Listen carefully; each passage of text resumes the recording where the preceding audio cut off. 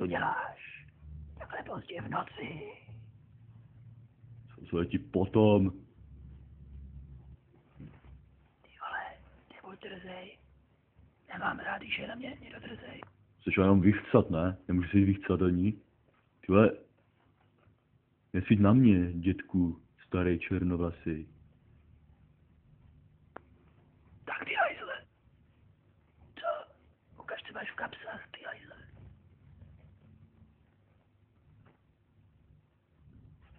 Ty pičo. Hajzl papír, ne? Jsem šel na záchod.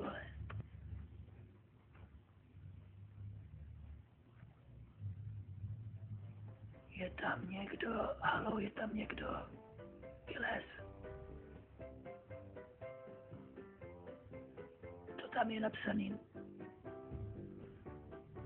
Včera jsem šel na záchod a potkal jsem jednoho dětka a furt mě svítil do ksichtu, a pak mě svítil na péro a potom jsem No co potom?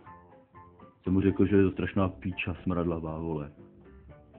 Ty kurva, takhle mě říkat. Ahoj, co tady děláš, kámo? Chceš za mnou pokecat? Zor. Tedy vole. Tady má nějaký papír, je to asi hajzl papír, ale jsou tam nějaký kliky, já to neumím přečíst, přečti to. Ty umíš číst určitě.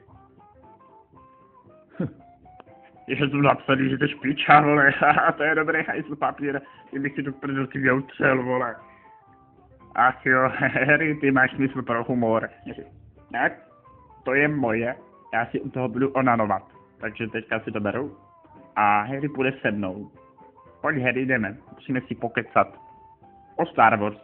Máš do Star Wars? Jo, mám. Já taky. Koko, tady si tam, vole, já vidím tě.